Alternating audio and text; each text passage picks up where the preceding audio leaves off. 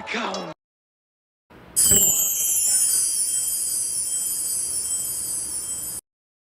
Welcome to the omniverse of Nick, and part 3 to What If Breakdown joined the Autobots.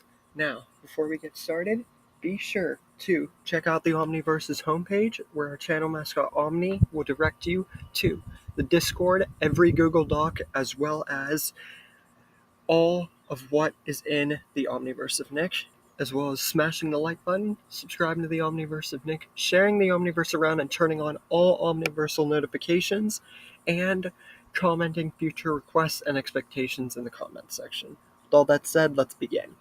Last time we left off, we officially got Arachnid's seemingly pretty much death at the hands of Knockout, who joins the Autobots, and him and Breakdown becoming full-fledged Autobot members of Team Prime, and Bulkhead and RC coming to the save and ensuring that not only would her arm and eye be taken, but Arachnid be put out of commission. So now we see where this leaves the Decepticons and the story from here. Megatron is infuriated that he has not only lost Breakdown, but Knockout has joined Team Prime as well. So now he knows only one thing. Every Decepticon left must pull their weight fully and completely, especially considering the fact that they just lost their medic, and he tells Soundwave he's the new medic. Soundwave takes on this offer and knows that there is a lot more responsibility pushed to him, not only as now the surveillance chief, but a freaking medic on top of that. So, with his tentacles, laser beak, and all his other functions, he upgrades himself to the maximum level of his efficiency to make up for the fact that Knockout and Breakdown are no longer there.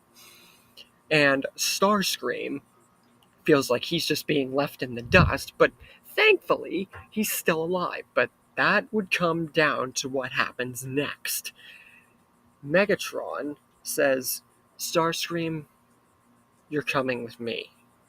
And so they arrive at the mines, where Megatron exposes Starscream for Skyquake Terracon, pulling the Dark Energon out, and pretty much is going to kill him. And after showing the Energon and seemingly going to the task to kill him, something changes. He tells Starscream that as much as he should rip out his spark, snuff it right here, slice him into pieces, or just completely and utterly vaporize him until there's nothing left, doing that would mean that they're down another Decepticon. And as much as a traitorous pawn like him has been a bother to the Decepticon cause for more than he can count, it is, apparent that taking out another Decepticon would mean that Soundwave would be left to do everything himself. And considering the cons of his own little army here are all he has left, it is apparent once and for all that he cannot risk another Decepticon falling down, even if he is a treacherous snake like Starscream. So, he will spare him right here. And Starscream will remain the second in command, but under Soundwave's advisement to ensure that the Decepticons get back the victory holding that they never lost. With that, RC, Bulkhead, Miko, and Jack never get to see or understand that Megatron and Scream were in the mines at all.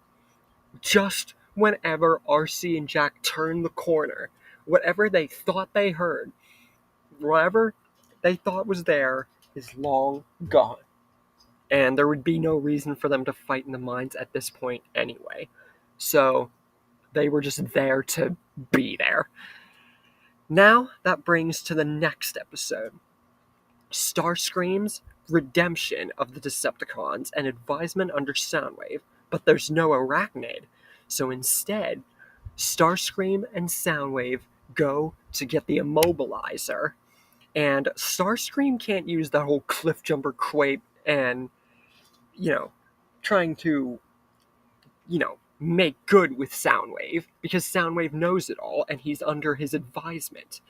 What he can do is honestly tell him the location and, get him to get both of them to the immobilizer, which they do in quick succession, both of them flying at the speed of light in their jet forms, way past what the Autobots can track, and get there way before the Autobots find them in the other half of the Harbinger. And Team Prime greets them, ready to fight and ready to get the immobilizer from the Decepticons. But with no Arachnid, Knockout and Breakdown joining Team Prime, and Starscream seemingly still going to be with the Decepticons, will Cliffjumper even be able, his killer Starscream, be able to be figured out by RC at all? What will happen with the advantage of both sides going into the rest of the story, into the future of Breakdown joining the Autobots? Now get out! What? Get out! Everybody get out!